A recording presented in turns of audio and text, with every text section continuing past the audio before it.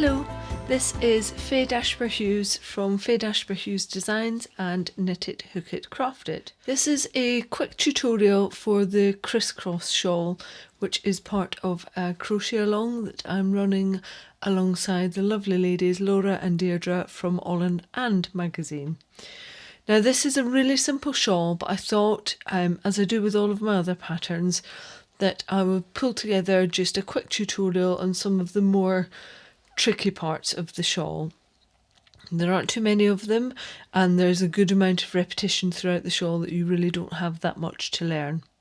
The materials that you need to make this shawl are 2 skeins of a 4-ply yarn and a 4mm hook, which is a G6 in American, and I would also suggest that you use a couple of stitch markers to mark the end of both sides of your rounds. This makes life an awful lot easier. And the final thing that you'll need is a nice tapestry needle for weaving in your ends at the end of the process. Now you'll see that I have made 2 versions of this shawl. The first was using TJ Frog's Shoreline and Strata wool. That's an undyed wool. It's a beautiful natural grey colour, and it's 85% Paul Dorset, 15% Hebridean, and that is 350 metres per 100 grams. The second version that I have done is using a much thinner 4-ply, and it is 425 metres per 100 grams, and that was from Green Elephant Yarns. It's in a colourway called Gym Nut. So you've got 2 quite different 4-plies that you can try out, and anything in between. And what you'll see in the pattern is that I've created an extension in case you have quite a bit of yarn left. If you're doing something that's about 350 metres per 100 grams, you really won't have a lot left. But if you've got a much thinner 4-ply, more of a fingering than a sport weight, then you will have some left over, and it's easy to just continue with the extension that I've given. The Criss-cross shawl has got solid areas, and they're all formed with half treble crochets. That's half double in American terminology. And the lattice work, although it probably looks quite tricky, it's actually really simple. It's just a series of chains and slip stitches. And the lattice sections appear 3 times overall, and they're increasing in height with each repeat. And the difference with the extended version is that it simply has a 4th solid section. If you haven't used starting double or half treble crochets before, don't worry, that's one of the aspects I will show you within this tutorial. And I would definitely suggest that you use that technique instead of using turning chains. What it does is leads to a much stretchier edge on your shawl, which makes it easier to block and easier to wear. If you're like me, you've all been there, you have finished your shawl, you finally put it on, and it feels like you are garroting yourself because there is no give in the turning chains that you've created. So using starting double and starting half treble crochet is a really nice way of just adding a little bit of elasticity into your shawl and making the blocking process easier. Throughout the pattern, I've given you the stitch count at the end of every single row. I know that lots of you like this feature. It just keeps you going on the right lines. You know that you've got something that you can double check with. It may seem like a little bit of a faff to begin with to mark either side, but actually I think it saves an awful lot of time in the long run. And if you get into the habit of only putting the place marker in once you've done your first 3 stitches into that one stitch, then again you know that you've always put the right number of increases into the sides of your shawl. So normally at this point you would do your turning chains, and what I would suggest is that you don't, and you do a starting half treble instead, which is what it states to do at the beginning of row 2. Now to do that, what you want to do is extend your loop a little, take your hook out and replace it from the other side. Turn your work, and into that first stitch you are going to do a double crochet, UK terminology. There's your double. Now what you'll see is within that double it has 2 legs at the front of your work, not on the top, so you're not looking at the stitch as you would normally go into, but it has 2 legs on the side of your work at the front. And what you're going to do is put your hook through the left one of those legs. And you're going to yarn round hook, pull up a loop, yarn round hook, pull through 2. So essentially what you're doing is a double crochet and then going into the left hand leg and doing what feels like an extended double crochet, UK terminology. That is your starting half treble crochet.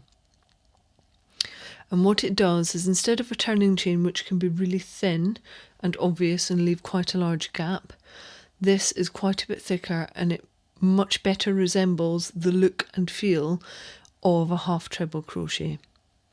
So the next stage is to do 2 more half trebles into that same stitch.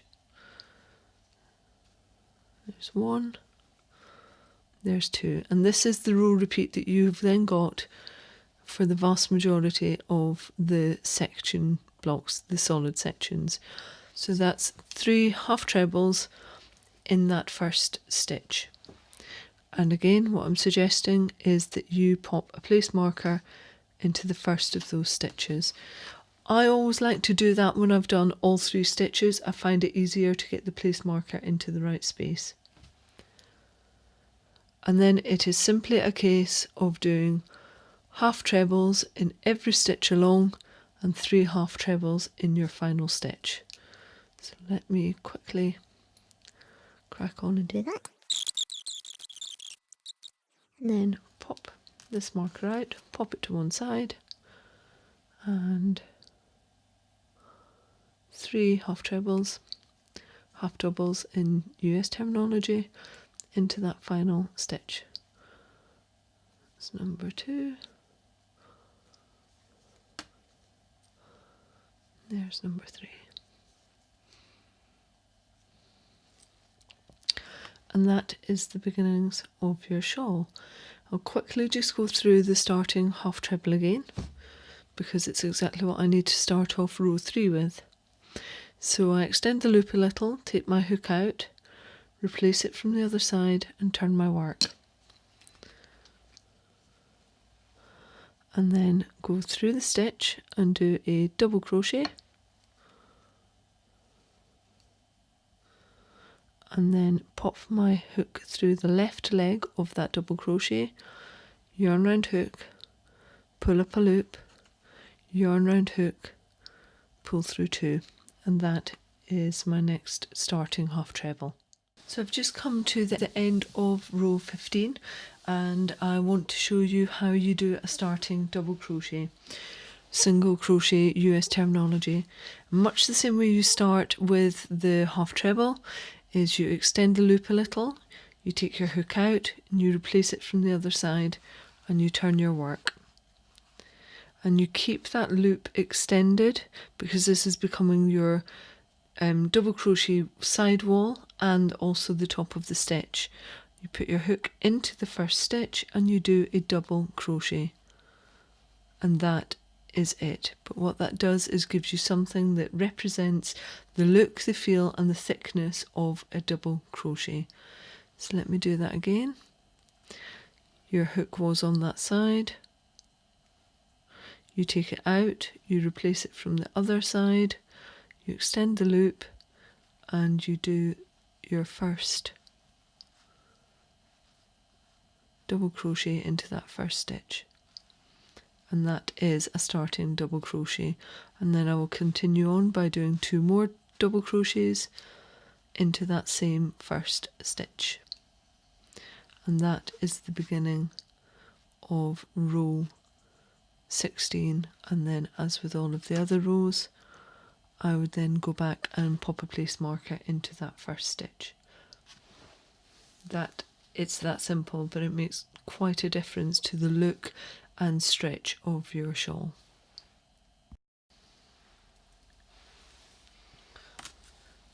So I wanted to show you one of the more fiddly bits but necessary bits for row 17, which is essentially the second row of the lattice sections, and you'll be applying exactly the same logic. So with this one you're chaining 6, but it might be that you're chaining 7 or 8 depending on which section you're in. So there's 3, 4, 5, 6. And in row 16, the one below, or your first row of the lattice section, you will have skipped 3 stitches. And what you need to ensure you do is keep your chain space arch at the back and your slip stitching into the middle of those 3 skipped stitches. And then chaining again, so 1, 2, 3, 4, 5, 6, and moving on to the next arch chain space, and I'm keeping that to the back, and I'm going again into the middle of the 3 skipped stitches for my slip stitch. And that's it. And then on the final one, I'm chaining 6, 2, 3, 4, 5, 6, and in the second from last stitch, it's a double crochet, and then in the final stitch it's 3 double crochets. So there's 1,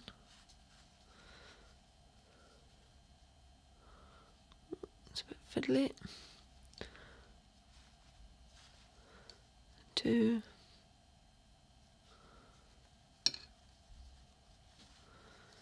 3, and that is the end of row 17. And what you can see is you have got neatly spaced out arches back to the front. So there's a nice crossover between where the slip stitch is and where the middle of the arch is at the back from row 16. So that's your row 16 arch, and your row 17 arch would always be at the front as row 17 is facing you. As I do this one chain here in row 18, and then I move on to do the double crochet in the one behind, what that sets up is the chain space, which is there in between the 2 arches, that you will be putting a stitch into in the next row down in row 19. So when row 19 refers to 1 half treble in next stitch, 1 half treble in chain space, the stitch is the double crochet that you made in the previous row, and the chain space is there, which was made from the 1 chain that you made in between each double crochet. So if I go through that again, there's your chain, and then as I put that double crochet in, what that has done with the chain and the space is created that chain space. So that's the stitch you would go into, and that's the chain space you would go into in row 19. One of the things that you'll notice as you're going through the pattern, and it's often the case with shawls knitted or crocheted, is if you start on a smaller amount of chains and you're doing a top down, you quite often get this bump in the middle, and this is one of the really important reasons for using the starting double crochet and the starting half trebles, is actually you're creating a lot of stretch, and then when you come to block this shawl out, you're going to be able to block it quite aggressively and make it go into a straight line that will keep. If you do the turning chains, you have got far less chance of making that work, and the design of this shawl is to have something that is wide but shallow. So what we're doing is building width into it across here, but we're keeping it as a shallow shawl, so it's not a semicircular shawl, it's a crescent shawl. But see how much give that's got because of the starting half trebles. You just don't get that with turning chains, and it's really important when you come to block it. It's that give that you're going to be using to make it block out properly and to give you a beautifully shaped shawl. And this will just block out really nicely. So don't worry if it looks like Everest to begin with. You're going to block it anyway, which you will want to do to really pull the lattice work out and make that show up as an integral part of the design. You will see it if you don't block it, but it looks better for blocking. If you're not sure how to block, I also have a blocking video within this channel of Knit It, Hook It, Craft It on YouTube, so just take a look at that. It's a really good comprehensive guide to wet blocking your woolens.